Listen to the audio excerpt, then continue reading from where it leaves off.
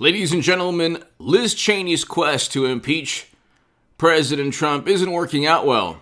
Washington Post. Representative Liz Cheney's vote to impeach Trump prompts a voter rebellion in her home state. It's a great Washington Examiner article I'm going to read you right now. Liz Cheney faces censures by Republican parties in 10 Wyoming counties. This is today, February 2nd.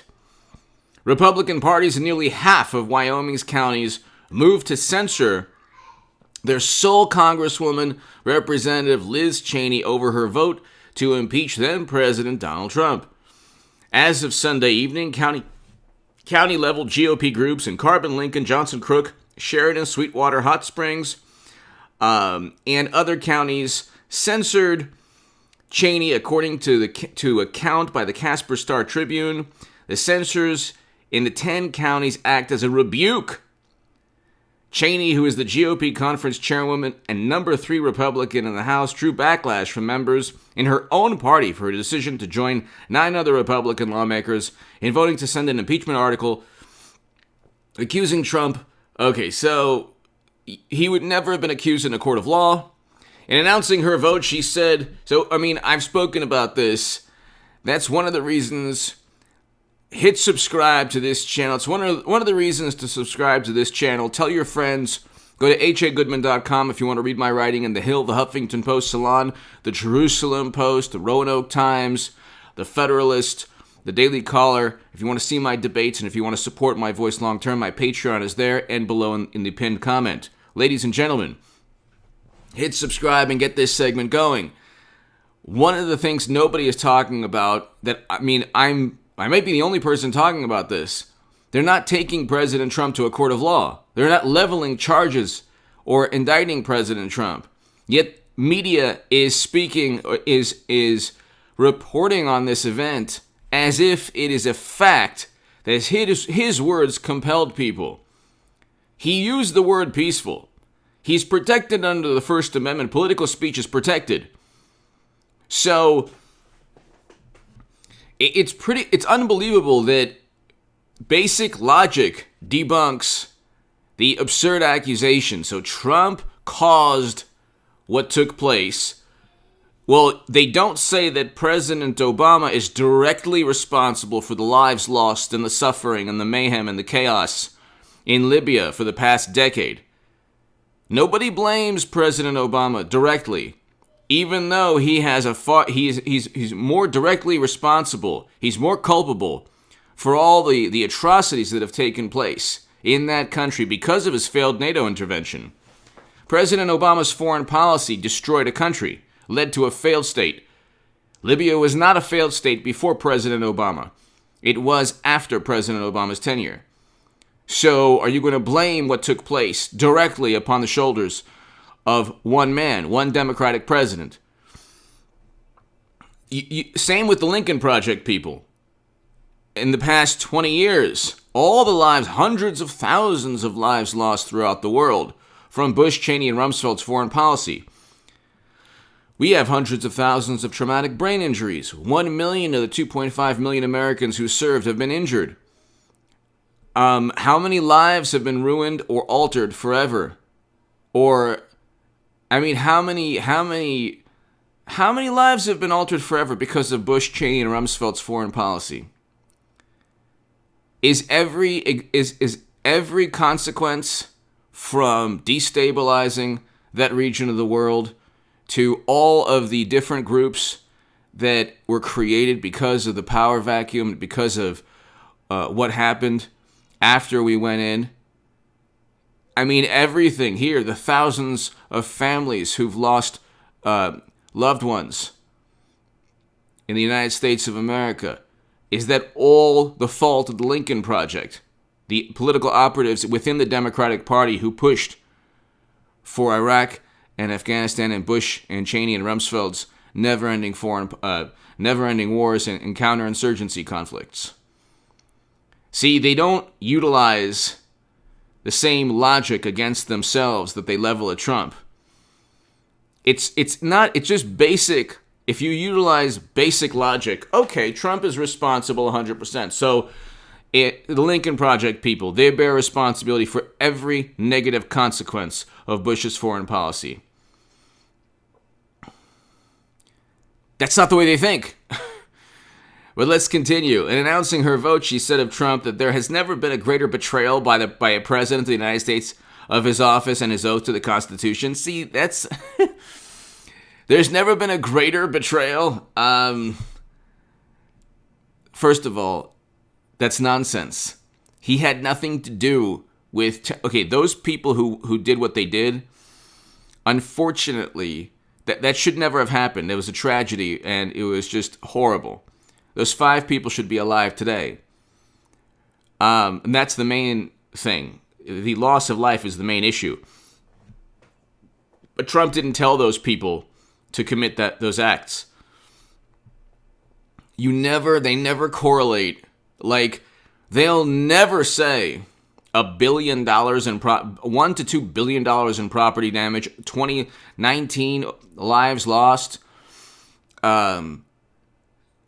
Buildings set ablaze, police buildings in flames. They'll never link that to left-leaning protests. And they'll never link anything negative or horrible that happens, any atrocity that takes place, they'll never link or correlate to a left-leaning organization. Even though you had a police chief in Dallas making that very correlation in 2016 with the atrocities that took place there, with police officers losing their lives because they said somebody was influenced by rhetoric, by a murderer was influenced by rhetoric. But see, again, media will never make correlations, and they will never put 2 and 2 together or make correlations if it doesn't suit whatever propaganda or narrative they're trying to portray. It's always, well, that's different. You're obfuscating. Oh, that's apples and oranges. They have nothing to do with President Trump. Something takes place, it's directly his fault. Because, my God, how dare he question the results when Democrats have been doing that for 4 years? And then they say, well, that's different too. We accept it. But yeah, you first of all, you try to do exactly what Trump did. It didn't work. There's a Politico article on that. There was actually the typical Hollywood infomercial or like morality play where you had even a commercial of like no-name actors or producers that people don't even know talking about how electors should think twice with Trump. All of these, you had the same types of things, but it was sanctioned by media, by Democrats. They utilized intelligence operatives. They utilized a Steele dossier that was baseless, full of baseless allegations and claims, tinfoil hat nonsense. They're still saying Trump was cultivated for 40 years by... They're still quoting KGB agents.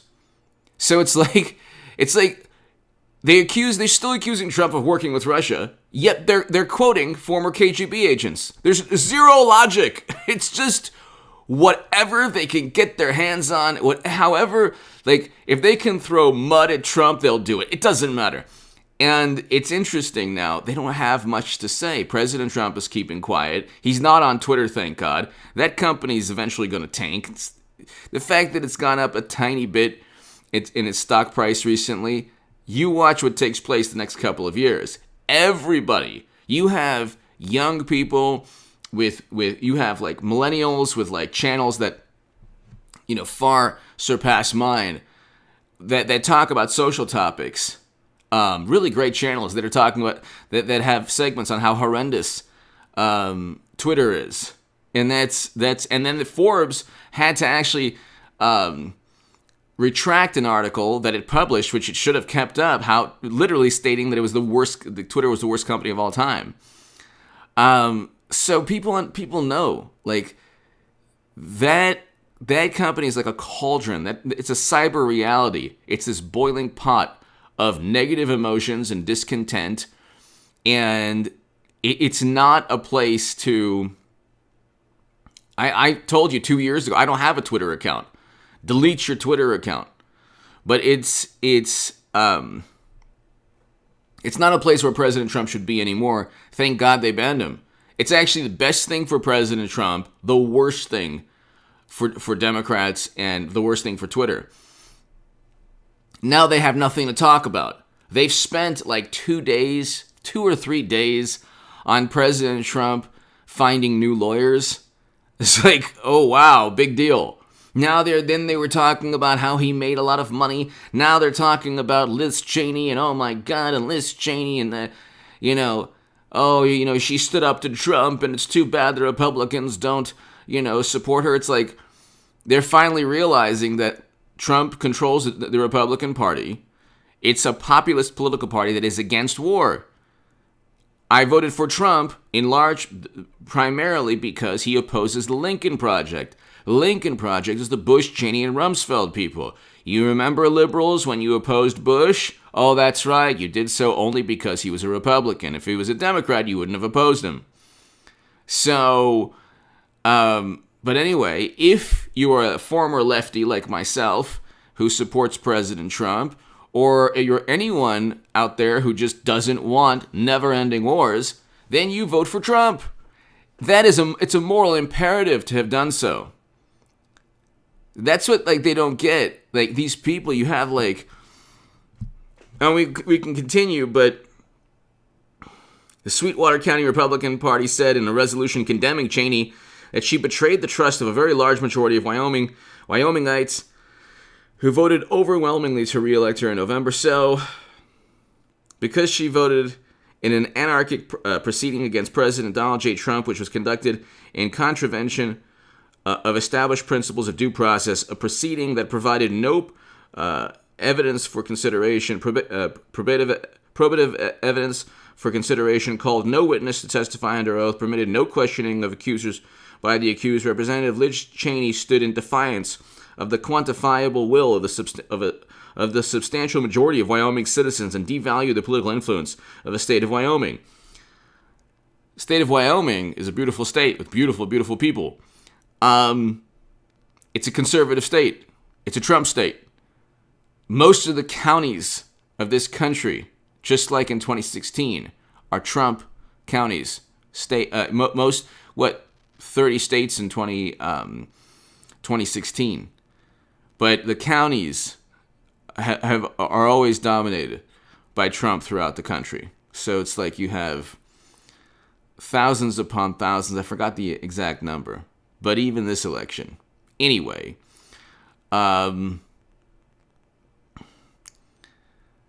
President Trump did not incite or compel anyone to do anything.